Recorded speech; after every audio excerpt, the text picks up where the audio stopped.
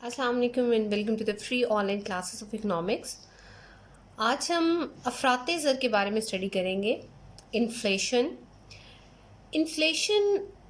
From the very first day जो है एक बड़ा क्रूशियल प्रॉब्लम जो है वो रहा है इकोनॉमी के अंदर। Inflation is basically the condition when the prices are increasing rapidly, जब कीमतों में बड़ी तेज़ी से इजाफा हो रहा होता है, so that condition is called inflation. या आप ये कहें कि जब आप बहुत ज़्यादा पैसों से with too much money you can only purchase too few goods, यानी बिल्कुल थोड़ी सी चीज़ें आप खरीद सकते हैं, then the situation is called inflation. Inflation is a situation in which the value of money decreases too much. जब पैसों की जो कदर है, जो कुव्वत ख़रीद है, परचेजिंग पावर जो है मनी की, जब वो तेज़ी से फॉल कर जाए, रिड्यूस हो जाए और आप बहुत ज़्यादा पैसों से बिल्कुल थोड़ी सी अमाउंट परचेज कर सकें, so that condition, that situation is called inflation. So inflation is called the rising prices or rise in price. Classical economist ने क्वांटिटी थ्योरी ऑफ मनी को प्रेजेंट किया to explain the behaviour of price level, कि economy में जो prices हैं वो क्यों increase करती हैं और क्यों डिक्रीज करती हैं. So according to the classicals quantity theory of money, classicals का ये कहना था कि अगर ज़र, अकॉर्डिंग टू दिस थ्योरी, अगर ज़र की रसद को 2 गुना कर दिया जाए तो कीमतें भी 2 गुना हो जाती हैं. यानी there is a direct and proportional relationship between money supply and prices. यानी अगर इकोनॉमी के अंदर ज़र की रसद में इजाफा हो जाता है तो उसकी वजह से कीमतों में इजाफा हो जाता है. यानी the cause of inflation according to classicals quantity theory of money is the rise in the money supply. Economy के अंदर अफराते ज़र की जो वजह है, जो कीमतों में इजाफे की वजह है, वो है ज़र की रसद में इजाफा. क्योंकि अकॉर्डिंग टू क्लासिकल ज़र की रसद और कीमतों में एक डायरेक्ट और प्रोपोर्शनल रिलेशनशिप जो है वो एग्जिस्ट करता है. बट अकॉर्डिंग टू केन्स ने एक अपनी quantity theory of money present की, और according to Keynes there is no direct and proportional relationship between money supply and the level of prices. इनके दरमियान ना ही प्रोपोर्शनल रिलेशनशिप है और ना ही डायरेक्ट रिलेशनशिप है, क्योंकि according to Keynes inflation economy में उस वक्त स्टार्ट होता है जब इकोनॉमी फुल एम्प्लॉयमेंट लेवल को क्रॉस करती है. अगर इकोनॉमी के अंदर अभी फुल एम्प्लॉयमेंट नहीं है, economy is operating eight before full employment, और इस कंडीशन में अगर कीमतों में इजाफा हो रहा है और उसके साथ साथ आउटपुट में भी इजाफा हो रहा है, तो that type of rise in prices is not called as inflation according to professor Keynes. या ये कहें कि ये ऐसा राइज ऑफ प्राइसेस है जो इकोनॉमी एब्जॉर्ब कर लेती है. यानी ये ऐसा लेवल ऑफ इन्फ्लेशन, ऐसा राइज इन प्राइसेस है that encourages the investors to invest, ताकि अनयूज्ड रिसोर्सेज यूज़ हो सके. ठीक है, तो केन्स ये कहते हैं, केन्सियंस कॉन्सेप्ट है, वो कहते हैं कि whenever there is increase in money supply, according to professor Keynes, जब ज़र की रसद में इजाफा होता है तो ज़र की रसद में इजाफे से शरह सूद में कमी आती है. जब शरह सूद में कमी आती है तो एग्रीगेट डिमांड जो है वो इंक्रीज़ हो जाती है, क्योंकि शरह सूद में कमी की वजह से कंजम्पशन में इजाफा होता है, इन्वेस्टमेंट में इजाफा होता है, इन्वेस्टमेंट से इनकम्स इंक्रीज़ होती हैं, डिमांड फॉर गुड्स इंक्रीज़ होती हैं, जो लेटर ऑन नेक्स्ट स्टेप में कंजम्पशन को फर्दर इंक्रीज़ कर देती हैं. So because of increase in money supply, interest rate fall कर जाने से एग्रीगेट डिमांड इंक्रीज हो जाती है.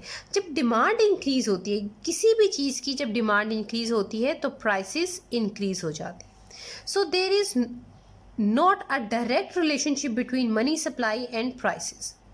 और ये भी क्लियर है यहाँ से कि ये कोई प्रोपोर्शनल रिलेशनशिप नहीं है कि जितनी ज़र की रसद में इजाफा हुआ उतना ही कीमतों में इजाफा हो गया। बिकॉज केन्स ये कहते हैं कि जितनी ज़र की रसद में इजाफा होता है वो सारे का सारा कंज्यूम नहीं किया जाता। People do savings, people demand money for the speculative purposes and so on. There are different factors जिनकी वजह से ये प्रोपोर्शनल रिलेशनशिप जो है वो नहीं होता। सो there are different reasons behind the inflation according to the different economists. So inflation हमने देखा, inflation क्या है? कीमतों में इजाफा. So we have different types of inflation. The two major types are demand pull inflation and the second one is cost pull inflation. अब demand pull inflation क्या है? डिमांड पुल इन्फ्लेशन ऐसा अफराते ज़र जो तलब में इजाफे की वजह से पैदा होता है। ऐसा अफराते ज़र जो तलब में इजाफे की वजह से पैदा होता है, that is called demand pull inflation. यानी एग्रीगेट डिमांड कर्व के आगे शिफ्ट हो जाने से, इंक्रीज कर जाने की वजह से इन्फ्लेशन क्रिएट होता है। सो हम डिफरेंट इकोनॉमिस्ट को देखते हैं। अगर हम क्लासिकल्स पॉइंट ऑफ व्यू में देखें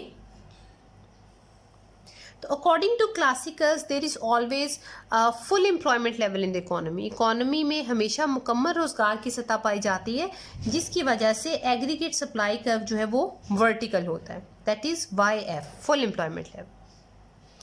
जबकि एग्रीगेट डिमांड नेगेटिवली स्लोप्ड होता है, और जहाँ पर एग्रीगेट डिमांड एग्रीगेट सप्लाई के बराबर होता है, ये आपके पास प्राइस लेवल डिटर्मिन होता है यहाँ। अब अगर ज़र की रसद में इजाफा हो जाता है अकॉर्डिंग टू द क्लासिकल्स, तो ज़र की रसद में इजाफे से एग्रीगेट डिमांड में इजाफा हो जाता है, तो एग्रीगेट डिमांड इंक्रीज हो जाएगी AD1। अब एग्रीगेट डिमांड में इजाफे से, यानी ये जो चेंज आया है that is because of positive change in money supply. तो ज़र की रसद में इजाफे से जितना ज़र की रसद में इजाफा हुआ, कीमतों में भी उतना ही इजाफा हो गया। So that increase in prices is called inflation according to classicals concept. इसी तरह अगर हम केन्स का कॉन्सेप्ट देखें तो अकॉर्डिंग टू प्रोफेसर केन्स जो एग्रीगेट सप्लाई कर्व है दैट इज नॉट वर्टिकल, क्योंकि इकोनॉमी में बिफोर फुल एम्प्लॉयमेंट और आफ्टर फुल एम्प्लॉयमेंट की कंडीशंस हो सकते हैं। इन तीनों पॉसिबिलिटीज़ में से एक पॉसिबिलिटी जो है वो होती है। तो इनिशियली केस ये कहते हैं कि जब इकोनॉमी में, अगर economy before full employment level पर है, that is aggregate supply and that is aggregate demand, economy is before full employment, तो इस कंडीशन में इकोनॉमी में जो लेवल ऑफ प्राइसेस है that is P1। Now, if we consider that there is increase in aggregate demand AD2, तो यहाँ पे aggregate demand में इजाफे से आप देखें कि लेवल ऑफ आउटपुट Y1 हो चुका है, जबकि इसके साथ कीमतें जो हैं वो P0 से P1 पर चली गई। So according to professor Keynes कि ये जो राइज इन प्राइस है that is not called inflation, क्योंकि ये ऐसा राइज ऑफ प्राइस है जिसकी वजह से अनयूज्ड रिसोर्सेज जो थे इकोनॉमी के वो यूज़ हुए हैं, because output is increase along with the rise in the prices. तो इस कंडीशन में इस राइज इन प्राइस को केन्स इन्फ्लेशन नहीं कहते। इसी तरह से if there is a further increase in aggregate demand AD3, तो यहाँ पर that is P2 and that is Y2। अब ये जो Y2 है that is full employment level. इस कंडीशन में यहाँ तक आप देखें कि राइज इन प्राइस के साथ साथ आउटपुट में भी इजाफा हो रहा है, सो दैट्स वाई केन्स इसको इन्फ्लेशन नहीं कंसिडर करते। लेकिन अब क्योंकि इकोनॉमी में फुल एम्प्लॉयमेंट अचीव हो चुका है, अगर इस लेवल के बाद भी एग्रीगेट डिमांड में इजाफा होता है तो इस कंडीशन में there will be no change in output. अब आउटपुट में कोई चेंज नहीं आ रहा, सिर्फ चेंज किस में आ रहा है, प्राइसेस में, P3। सो अब यहाँ पर क्योंकि आउटपुट में इजाफा नहीं हुआ, सिर्फ प्राइसेस में इजाफा हुआ है, that's why Keynes call it inflation. ये सारा इंक्रीज इन प्राइस क्या है, इन्फ्लेशन है, इन्फ्लेशन। सो केन्स ये कहते हैं कि इकोनॉमी में अगर तो फुल एम्प्लॉयमेंट है तो उसके बाद अगर एग्रीगेट डिमांड में इजाफा होता है तो इकोनॉमी में इन्फ्लेशन जनरेट होता है, यानी इन्फ्लेशन किसी भी इकोनॉमी में आफ्टर फुल एम्प्लॉयमेंट जो है वो सामने आता है। So that is the demand pull inflation that is caused by the increase in demand, aggregate demand। अब हम देखते हैं cost pull inflation, that is cost pull inflation। ऐसा अफराते ज़र जो कॉस्ट में इजाफे यानी लागत पैदाइश, जो कॉस्ट ऑफ प्रोडक्शन है उसमें इजाफे की वजह से प्रोड्यूस होता है। अब हम जानते हैं कि अगर किसी वक्त कॉस्ट ऑफ प्रोडक्शन इंक्रीज हो जाए, यानी जो लागत है वो इंक्रीज हो जाए, तो इस कंडीशन में एग्रीगेट सप्लाई कम हो जाती है, क्योंकि कॉस्ट इंक्रीज कर जाने से जो प्रॉफिट्स हैं that is equal to total revenue minus total cost. जब कॉस्ट इंक्रीज करिए तो प्रॉफिट्स रिड्यूस होना शुरू हो जाते हैं। जब प्रॉफिट्स रिड्यूस होते हैं तो इन्वेस्टर्स जो हैं वो अपनी आउटपुट को, अपनी इन्वेस्टमेंट को रिड्यूस कर लेते हैं।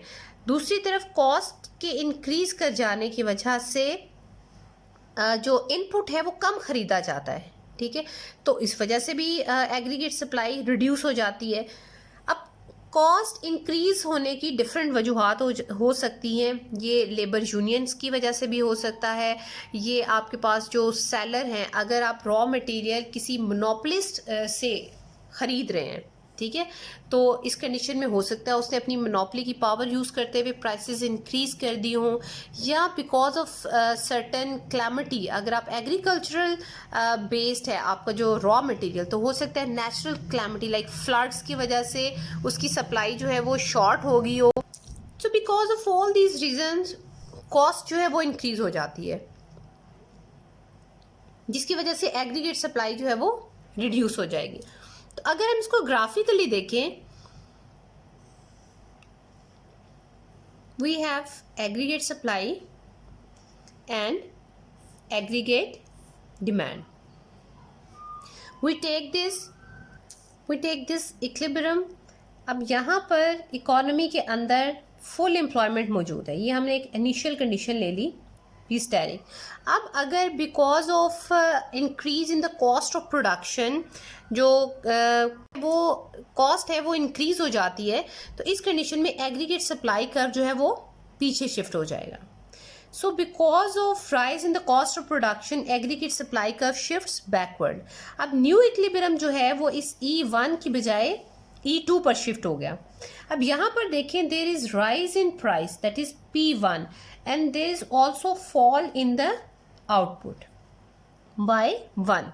अब ये जो कंडीशन है ये डिफरेंट कंडीशन है। वी हैव द इन्फ्लेशन, ये एरिया हमारे पास आ गया इन्फ्लेशन का, ठीक है, that because of increase in the cost of production we are facing the inflation. लेकिन कॉस्ट पुल इन्फ्लेशन में because of along with the inflation we are also facing the fall in the output.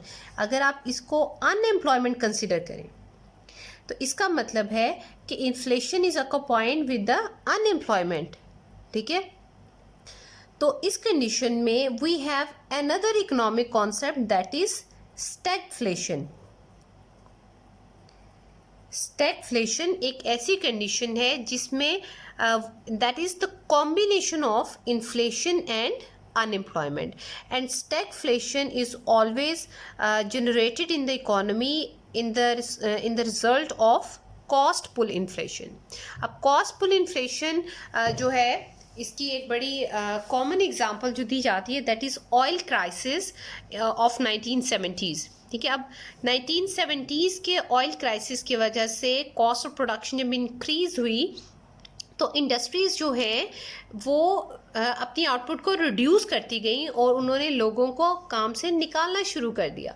It means that along with the increase in the prices, यानी inflation में इजाफे के साथ साथ economy is facing the problem of unemployment. So that situation where inflation is increasing and unemployment is increasing, so economy is facing a problem that is far severe than inflation, that is stagflation.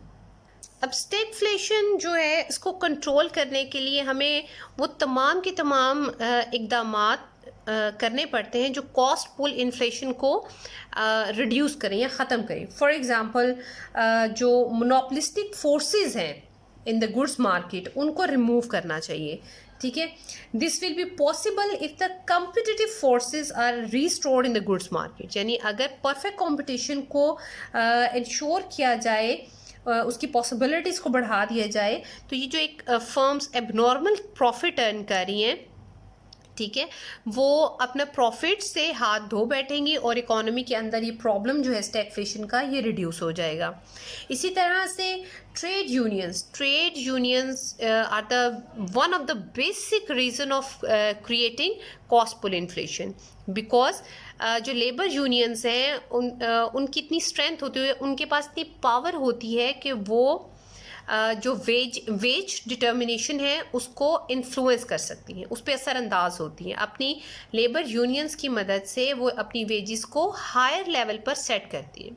तो अगर जो labour unions हैं अगर आप उनको control कर सकें और वहाँ पर यूनियंस की बजाय कम्पिटिटिव फोर्सेस यानी डिमांड फॉर लेबर और सप्लाई ऑफ लेबर से वेजेस डिटरमिन करते हैं, तो इस कंडीशन में जो स्टैगफ्लेशन यानी कॉस्ट पुल इन्फ्लेशन के जो इश्यूज़ हैं वो ख़त्म हो सकते हैं। इसी तरह से अगर जो सप्लाई साइडर मेयर्स हैं, तो जो सप्लाई साइडर मेयर्स हैं अगर आप उनको अडॉप्ट करते हैं तो उससे इकोनॉमी के अंदर जो प्रॉब्लम है अवेलेबिलिटी ऑफ रॉ मटेरियल या increased prices of raw material वो रिड्यूस हो सकता है। फॉर एग्जांपल अगर आप जो इनपुट है रॉ मटेरियल अगर वो एग्री बेस्ड है, तो अगर आप उसकी प्रोडक्शन को बढ़ा दें, ऐसी इंडस्ट्रीज़ लगाएं, ऐसे फार्म्स लगाएं जो आपके रॉ मटेरियल की प्रोडक्शन को इन्हेंस कर दें, बढ़ा दें, तो इस कंडीशन में जो अवेलेबिलिटी ऑफ रॉ मटेरियल है उसका प्रॉब्लम सॉल्व हो जाएगा, क्योंकि जब उसकी सप्लाई इंक्रीज होगी तो ऑटोमेटिकली उसकी प्राइसेस फॉल करेंगी और cost pull inflation which leads us to the stagflation वो ख़त्म हो जाएगा। So inflation on the conclusion we have studied in this lecture कि इन्फ्लेशन क्या है, कीमतों में इजाफा, और ये एक ख़तरनाक कंडीशन होती है किसी भी इकॉनमी के लिए। अब इन्फ्लेशन जो है इसकी दो बेसिक टाइप्स हैं, demand pull inflation and cost pull inflation. Demand pull inflation ऐसा इन्फ्लेशन जो तलब में इजाफे की वजह से पैदा होता है, जबकि कॉस्ट पुल इन्फ्लेशन ऐसा इन्फ्लेशन है जो लागत पैदाइश में इजाफे से पैदा होता है इकॉनमी के अंदर, और ये कॉस्ट पुल इन्फ्लेशन जो है ये हमें स्टैगफ्लेशन की तरफ लेकर जाता है। Stagflation is basically the combination of inflation and unemployment, और इसको रिमूव करने के डिफरेंट मेथड्स हैं जो हमने स्टडी किए। So that's all. I hope you understand well. Please ask any question if you have. Thank you so much.